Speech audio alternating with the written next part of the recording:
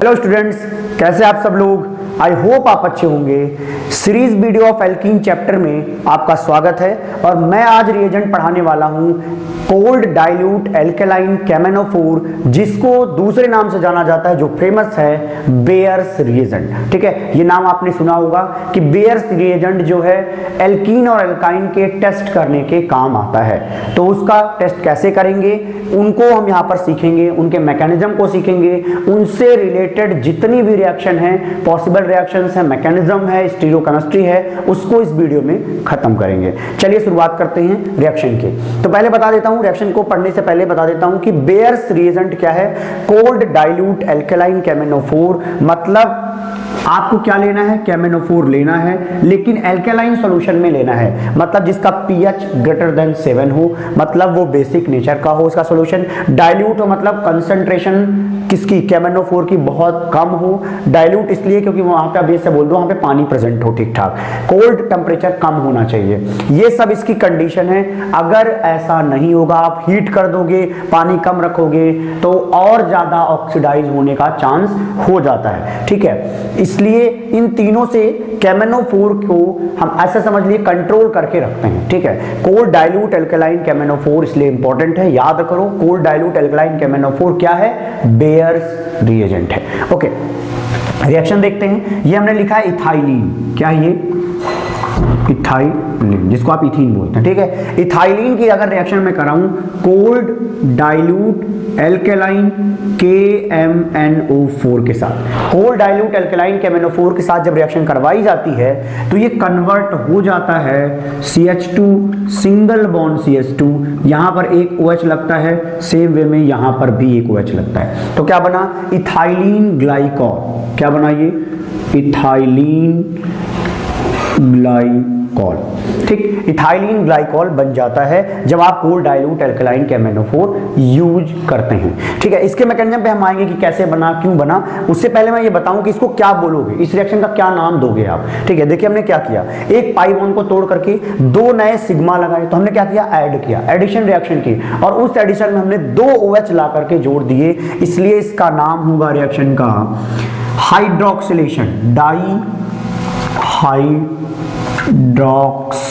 पहले hydroxyl group का मतलब समझो, हाइड्रोक्सिल मतलब OH ग्रुप के लिए बात होती है, डाई हाइड्रोक्सिल दो OH ग्रुप, डाई हाइड्रोक्सिलेशन मतलब दो OH ग्रुप को ऐड करने वाली रिएक्शन, तो डाई हाइड्रोक्सिलेशन रिएक्शन ये हो जाएगी। लेकिन इनमें एक स्टीरियोकेमिस्ट्री का एक पॉइंट जोड़ देता हूं, तो इसको बोला जाएगा सिन डाई हाइड्रोक्सिलेशन रिएक्शन।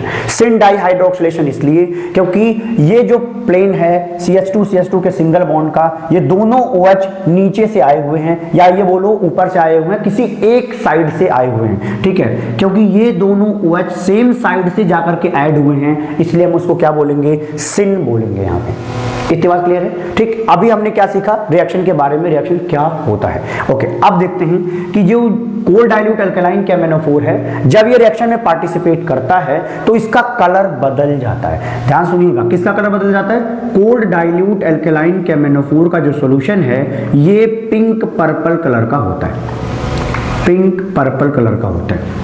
ठीक है, तो जो पिंक पर्पल कलर है ना केमेनोफोर का, वो सॉल्यूशन का, जैसे ही आप उसको इथाइलिन में मिलाएंगे उसका कलर डिसअपीयर होना शुरू हो जाएगा। तो यहां पे क्या लिख सकते हो कि कलर क्या हो गया, डिसअपीयर हो गया, कलर गायब होना शुरू हो गया जब हमने केमेनोफोर मिलाया इथाइलिन में, या इथाइलिन मिला दिया केमेनोफोर में। इतनी बात समझ में आई। तो सवाल आता है कि कलर डिसअपीयर क्यों हुआ।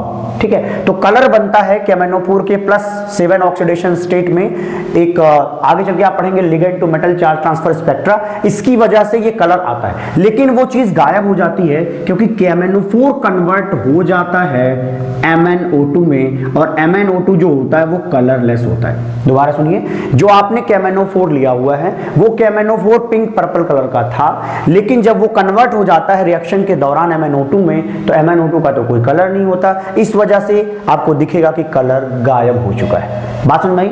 ओके, चलिए अब मैकेनिज्म के बारे में थोड़ा डिस्कस कर लेते हैं। मैकेनिज्म पर आए उससे पहले एक एग्जांपल थोड़ा और देख लीजिए ताकि आपको थोड़ा क्लिक करें। देखिए अगर मैं बोलूं कि यहाँ पर एक ऐसे ले लीजिए एक पाई बॉन्ड, इसकी रिएक्शन करवा दीजिए कोल्ड डाइल्यूट एल्केलाइन KMnO4, ठीक है, कोल्ड डाइल्यूट एल्केलाइन KMnO4। अगर इसके साथ ध्यान समझिएगा, इसके साथ अगर इसकी रिएक्शन करवा दी जाए तो अब मैं आपसे बोलूं कि आप बताइए कि क्या स्टीरियोकेमिस्ट्री आएगी, क्योंकि अपन को पता है कि सिन हाइड्रोक्सिलेशन होता है। इसका मतलब क्या है, इस वाले कार्बन पे और इस वाले कार्बन पे OH लगाएंगे लेकिन सेम साइड से लगाएंगे। क्या करेंगे, सेम साइड से लगाएंगे। या तो दोनों OH ऊपर साइड से लेकर के आ जाओ, या तो दोनों OH ऊपर साइड से लेके आ जाओ, या तो दोनों OH नीचे साइड से लेके आ जाओ। कोई सा भी प्रोडक्ट बना सकते हो, ठीक, इनमें से कोई सा भी प्रोडक्ट बना सकते हो, क्योंकि इसमें क्या है दोनों OH ऊपर से आ रहा है और इसमें नीचे से आ रहा है। आपको एक बात बता दूं, इनमें से लेकिन कोई एक ही बनाना है, ऐसा नहीं कि दोनों बना रहे हो। क्यों, क्योंकि ये जो प्रोडक्ट बना है ये क्या है, एक मेसो कंपाउंड है। मेसो कंपाउंड को कैसे पहचानते हैं, क्या वहां पे प्लेन ऑफ सिमेट्री है जी, यहाँ पे देखिए प्लेन ऑफ सिमेट्री, ऐसे प्लेन कट करोगे तो दोनों OH जो ऊपर थे एक दूसरे की फोटो बन जाएंगे, मिरर इमेज बन जाएंगे। तो यहाँ पर प्लेन ऑफ सिमेट्री के प्रेजेंस की वजह से ये एक मेसो कंपाउंड बन जाता है।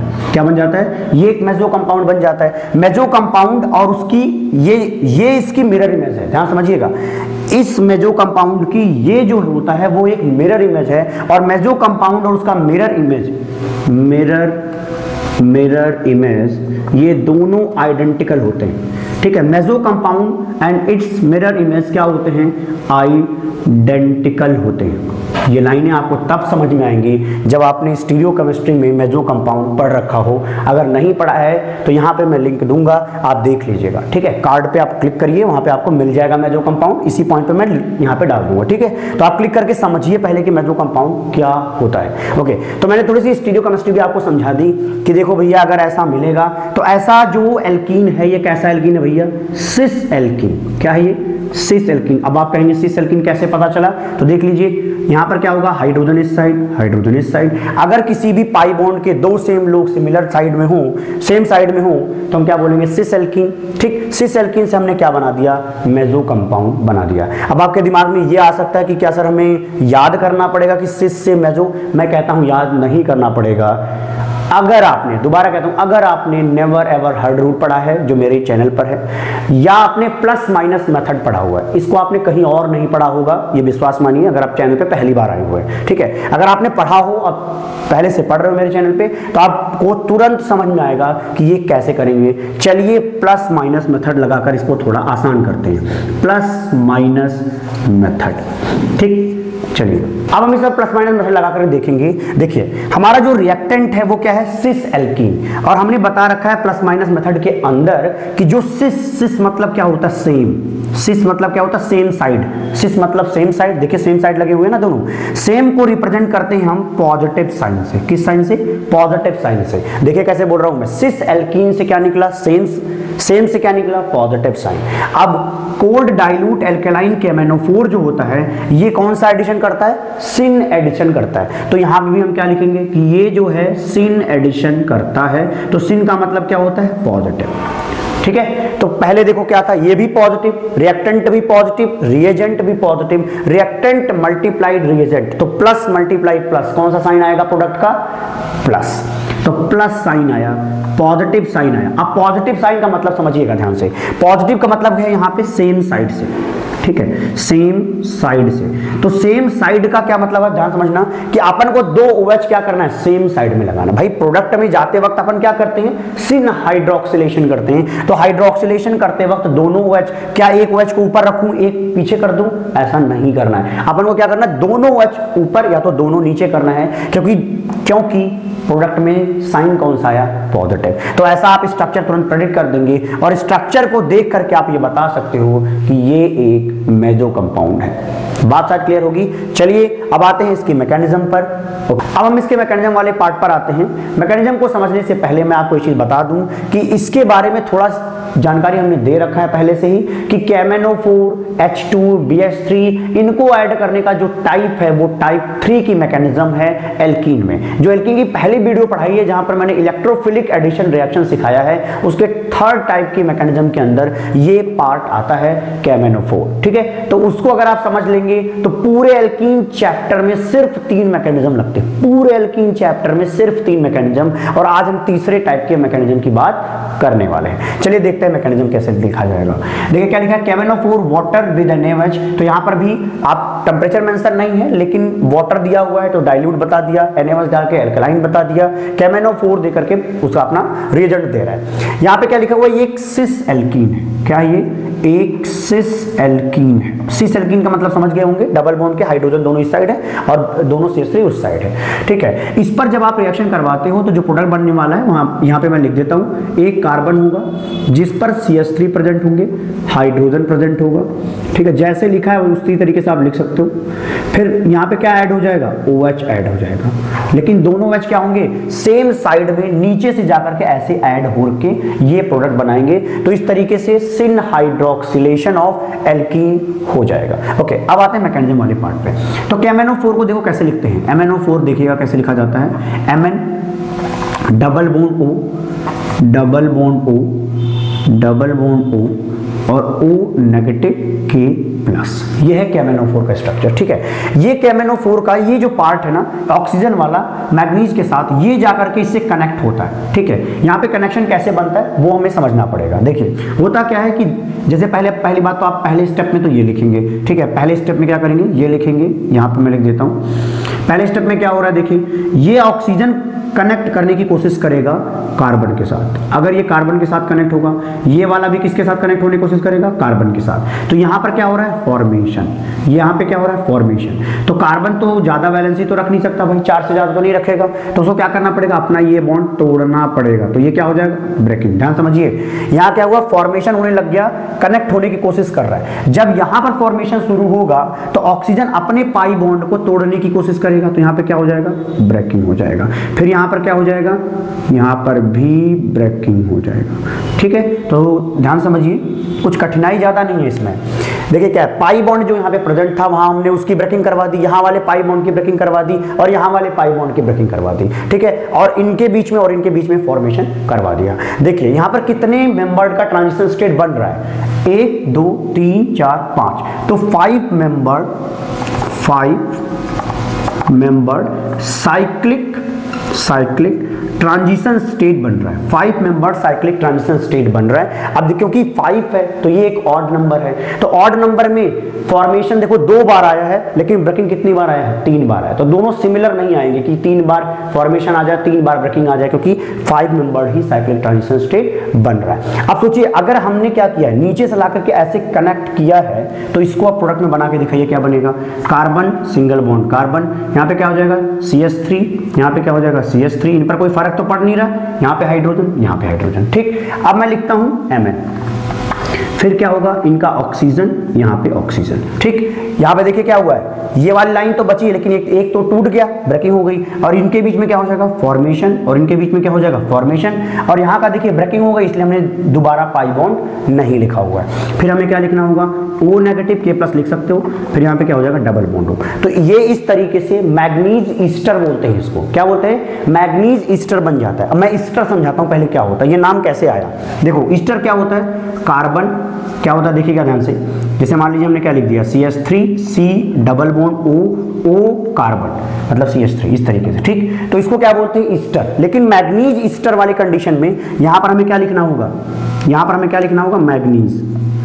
ठीक, मैग्नीज। अब बाकी पार्ट छोड़ दीजिए, जहां कार्बन था वहां मैग्नीज लिखिए। मैग्नीज पर क्या प्रेजेंट है, डबल बॉन्ड O प्रेजेंट है, और इसके बाद क्या प्रेजेंट है, ऑक्सीजन, और इसके बाद क्या प्रेजेंट है, कार्बन। इसलिए इसको मैग्नीज ईस्टर भी बोलते हैं, इस वाले को। ठीक है, तो समझ गए होंगे साथ बात, ये बन गया मैग्नीज ईस्टर। तो कभी अगर आपके सामने लिखा हुआ मिल जाए कि मैग्नीज ईस्टर क्या है, तो बोलिएगा कि जैसे ईस्टर में कार्बन पर डबल बॉन्ड O होता है, जैसे ईस्टर में कार्बन पर डबल बॉन्ड होता है, उसी तरह से आप मैग्नीज पर डबल बॉन्ड O है। जैसे कार्बन से जस्ट जुड़ा हुआ क्या होता है, एक सिंगल बॉन्ड से बना हुआ ऑक्सीजन, और वो सिंगल वाला ऑक्सीजन किससे जुड़ता है, कार्बन से। तो देखिए ये कहां से जुड़ा है, कार्बन से, इसलिए इसको मैग्नीज ईस्टर भी बोलते हैं। ओके, इतनी लाइन आपके लिए इंपॉर्टेंट है, ठीक है। तो ये बनता है बीच में, ठीक है, रिएक्शन के बीच में। अब क्या होगा इसके बाद समझने की कोशिश करना, ठीक है। मैं आपको डायरेक्ट बताता हूं, इसके बाद वाली चीजें आपको बहुत ज्यादा समझने की जरूरत नहीं पड़ेगी और कहीं काम नहीं आएगी।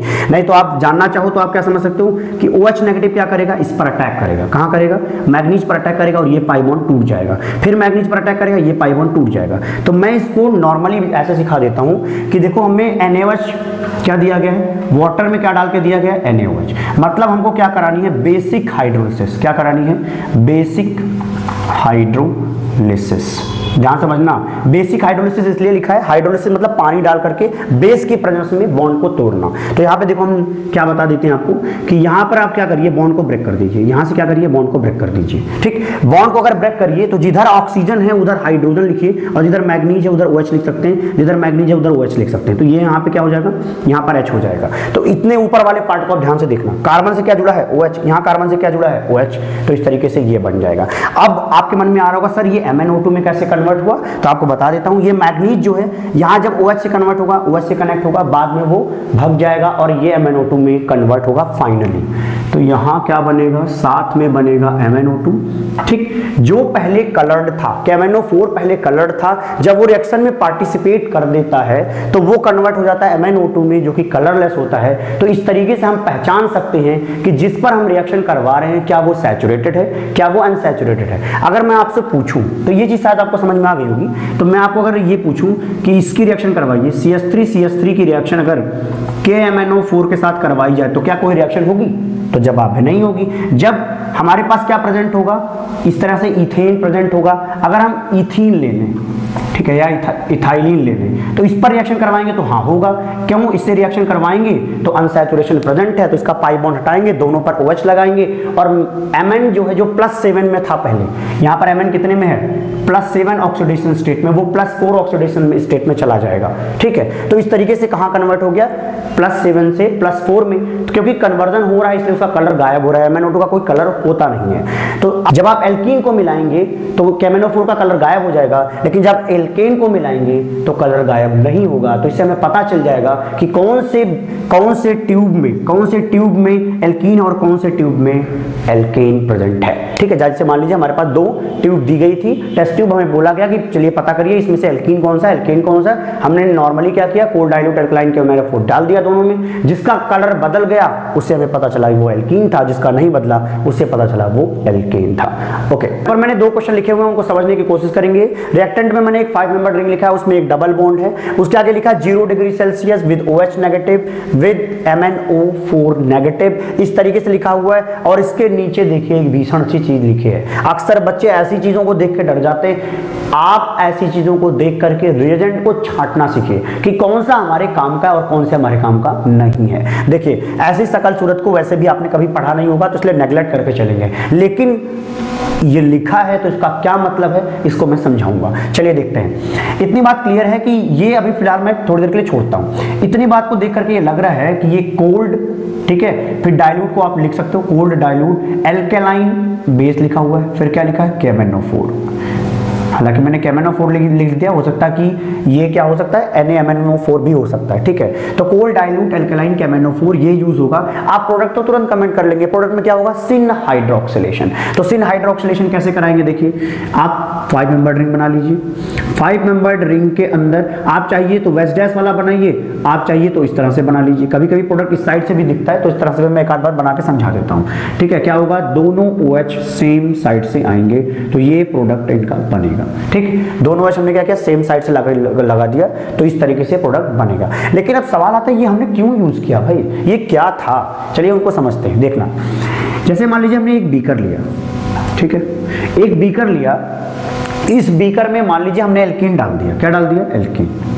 अब एक बात देखो, एल्कीन के अंदर कोई पोलर पार्ट तो है नहीं, एल्कीन के अंदर कोई पोलर पार्ट नहीं है, यहाँ पे सब कार्बन और हाइड्रोजन है। एल्कीन क्या है, एक हाइड्रोकार्बन है, और हाइड्रोकार्बन में इतने पोलर चीज को हम कैसे मिलाएंगे। पोलर क्या होता है, NaOH भी पोलर है, KMnO4 भी पोलर है, तो इन दोनों पोलर चीज को, पानी भी आपका वाटर वो भी पोलर है, तो वो इतने पोलर चीज को एक नॉन पोलर चीज से कैसे मिलाएंगे, ठीक है। ये क्या है भैया, नॉन पोलर है, नॉन पोलर है। अगर आप मान लीजिए KMnO4 डालते हो, KMnO4 डालते हो, OH नेगेटिव डालते हो, फिर क्या ले रहे हो, वाटर ले रहे हो, ये सब के सब क्या है, पोलर है।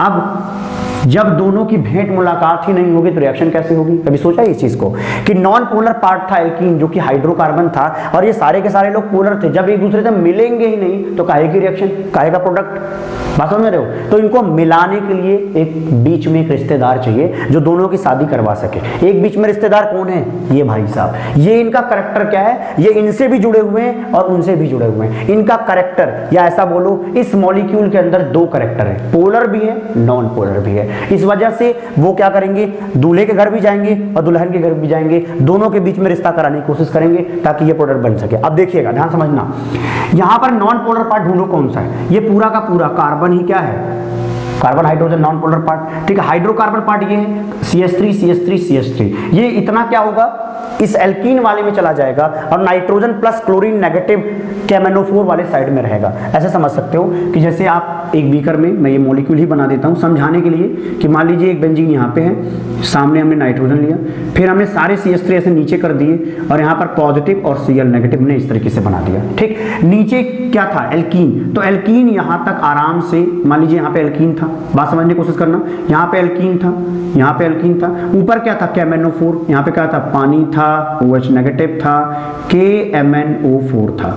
तो देखो भाई, ये तो पोलर थे, इनको पोलर लोग पसंद आ गए, Cl नेगेटिव नाइट्रोजन प्लस, ये भी पोलर है, तो ये पोलर पार्ट इस पोलर पार्ट में डिसॉल्व हो जाएगा। लेकिन इसी मॉलिक्यूल का ये नॉन पोलर पार्ट एल्कीन में डिसॉल्व हो जाएगा। इसका मतलब क्या हुआ कि दोनों को मिलाने के लिए एक चीज आ गई है। तो ऐसा समझ लो, इसी की प्रेजेंस की वजह से दोनों एक दूसरे से मिल पाते हैं तो रिएक्शन हो पाती है। और ऐसी चीज को, इस नाचीज का नाम है फेज ट्रांसफर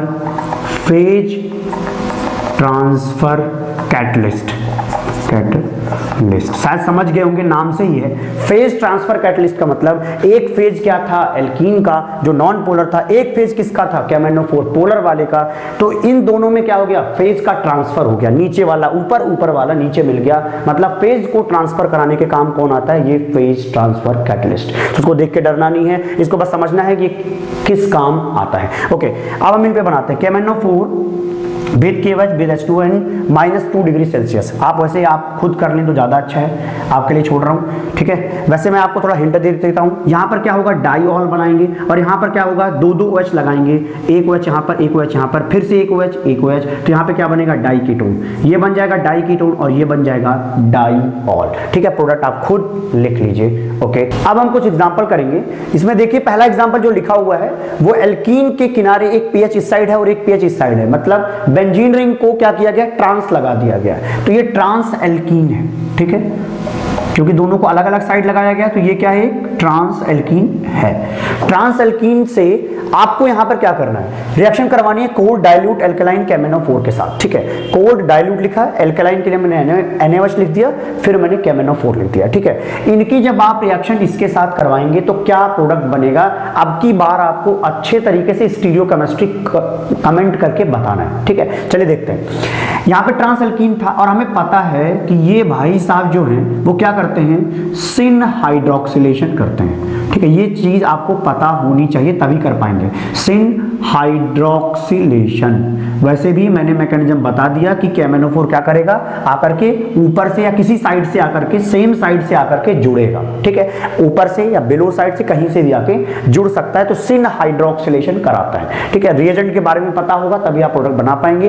रिएक्टेंट आपका ट्रांस था, उस पर हमने अप्लाई कर दिया क्या, सिन हाइड्रोक्सिलेशन वाला रिएजेंट। तो प्रोडक्ट क्या मिलेगा, उसको कमेंट करने के लिए हमें प्लस माइनस मेथड का सहारा लेना चाहिए ताकि आपको कभी दिक्कत ना आए। देखिए, ट्रांस एल्कीन का मतलब क्या है कि ये दोनों pH एक दूसरे से क्या है, अपोजिट साइड में है, और अपोजिट के लिए अपन क्या साइन लगाते हैं, नेगेटिव साइन, ठीक है। अपोजिट के लिए क्या साइन होते हैं, नेगेटिव साइन। और सिन हाइड्रोक्सिलेशन में जो ये सिन शब्द, सिन मतलब सेम, और सेम को कैसे रिप्रेजेंट करेंगे, पॉजिटिव से। तो ये नेगेटिव और ये पॉजिटिव दोनों मल्टीप्लाई कर दो। क्यों मल्टीप्लाई किया, क्योंकि हमने रिएजेंट किस पर डाला हुआ, अपने रिएक्टेंट पर। तो ये कैसा अप्लाई करेगा, पॉजिटिवली अप्लाई करेगा, ये कैसा बिहेव करेगा, नेगेटिवली बिहेव करेगा। तो दोनों एक दूसरे के साथ मिल ये कैसा बिहेवियर में आएंगे, नेगेटिव, क्योंकि ये प्लस है और ये माइनस, तो मिल करके प्रोडक्ट का साइन कैसा आ गया भाई, नेगेटिव। ठीक है, और प्रोडक्ट में बताओ क्या बनाते हैं, सिन हाइड्रोक्सिलेशन वाला प्रोडक्ट बनाते हैं। तो प्रोडक्ट बनाते वक्त कैसे लिखना देखिएगा, ध्यान समझना। यहां पर मैं क्या कर रहा हूं, एक कार्बन ले लेता हूं, ये वाला कार्बन, यहां पर पीएच आप इस साइड लिख दीजिए और पीएच इस साइड लिख दीजिए। मैं समझाने की कोशिश करूंगा, आप तुरंत समझ जाएंगे फिशर प्रोजेक्शन के अंदर। ठीक है, यहां पर कार्बन, यहां पर कार्बन, यहां पे कार्बन, यहां पे कार्बन। हमने क्या किया, ये दो कार्बन को लिया, पीएच उधर किया, यहां कर दिया। अब समझना ध्यान से, हमें नेगेटिव बनाना, तो नेगेटिव किसके रिस्पेक्ट में, OH के रिस्पेक्ट में, क्योंकि हाइड्रोक्सिलेशन से ही हमें पता चलेगा। तो दो OH ग्रुप को कैसा लगाना है, नेगेटिवली लगाना है। नेगेटिव का मतलब अपोजिट डायरेक्शन में, इसका मतलब एक OH इस साइड करो तो दूसरा OH इस साइड करो। ऐसा हमने क्यों किया, दोबारा सुनिए। नेगेटिव साइन ये बता रहा है कि आप फिशर फॉर्म में जब कन्वर्ट करें तो एक OH को इस साइड रखो और एक OH को दूसरे साइड रखो, मतलब एक लेफ्ट एक राइट। ओके, अब OH लगाने के बाद बची हुई चीज क्या थी, हाइड्रोजन, तो ये लगा दीजिए। ठीक है, तो ये प्रोडक्ट बनके तैयार हो गया। ओके, अब बताना आपको ये है कि जो ये आपने चीज बनाई, क्या ये बेंजो कंपाउंड है, जवाब है नहीं। तो जो भी चीज आप बनाइए, नेगेटिव या पॉजिटिव से जो भी बनाइए, उसकी तुरंत आप मिरर इमेज जरूर बनाएं। कृपया मिरर इमेज बनाना ना भूलें। ठीक है, जब आप मिरर इमेज बनाएंगे तो इसके मिरर इमेज में बताइए क्या बनने वाला है। तो इतने पार्ट में मैं लिख दे रहा हूं, OH इस साइड आ जाएगा, H इस साइड आ जाएगा। मिरर के जो जितना करीब होता है दूसरी तरफ भी उतना ही करीब रहता है। ठीक है, तो ये वाला कार्बन, ये कार्बन हो जाएगा, OH किस साइड जाएगा, उस साइड, ये वाला हाइड्रोजन उस साइड, और एक पीएच क्या होगा, यहां मिलेगा, दूसरा पीएच यहां मिलेगा। ये और इसकी ये देखो हो गई मिरर इमेज। ठीक, हमेशा जो भी प्रोडक्ट बनाए प्लस माइनस मेथड के हिसाब से, उससे तुरंत ही आप क्या बना दिया करिए, उसका मिरर इमेज बनाइए। तो जो आपने ये मिरर इमेज बनाई है, क्या ये मेसो कंपाउंड है, क्या ये रेसमिक मिक्सचर है, हमें ये पता करना होता है। देखिएगा, ध्यान समझना, यहां मेसो कंपाउंड इसलिए नहीं है क्योंकि यहां पर कोई भी प्लेन ऑफ सिमेट्री नहीं लग रही है, नो प्लेन ऑफ सिमेट्री। इस वजह से अगर मॉलिक्यूल के अंदर प्लेन ऑफ सिमेट्री नहीं है तो वो मेसो कंपाउंड नहीं है। अब मेसो नहीं है तो कंफर्म है कि वो रेसमिक मिक्सचर बनने वाला है।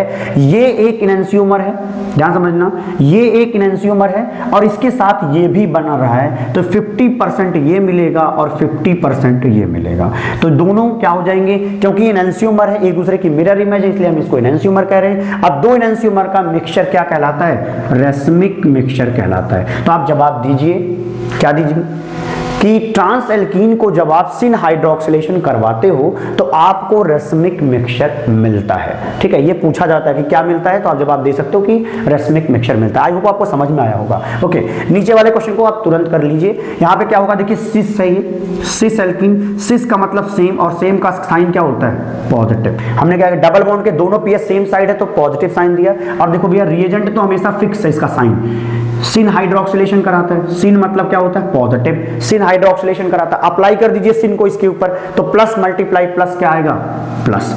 तुरंत क्या करिए, फिशर में इसको कन्वर्ट करिए। ठीक, कन्वर्ट कर लीजिए। पीएच को कहां लिखिए, यहां पर, दूसरा पीएच कहां लिखिए, यहां पर। अब पॉजिटिव दिया हुआ है तो दोनों OH को क्या करना है, सेम साइड में लगा दो। दोनों OH क्या करिए, सेम साइड में लगा दीजिए इस तरीके से। ठीक, अब ये एक चीज बन गई। मैंने क्या बोला, तुरंत आप इसका मिरर इमेज बनाइए, बिना सोचा पहले मिरर इमेज बना लो। बनाने के बाद बताता हूं कि कैसे सोचना है आपको। ठीक है, मिरर इमेज बनाओ, क्या बनेगा, यहां पर पीएच बन जाएगा, ये वाला पीएच मैंने यहां लिख दिया है यहां पर, और OH इस साइड रहेगा, OH इस साइड, क्योंकि मिरर के जस्ट बगल में इधर, जस्ट बगल में इधर, तो हाइड्रोजन को आप उधर रखिए, हाइड्रोजन को आप उधर रखिए।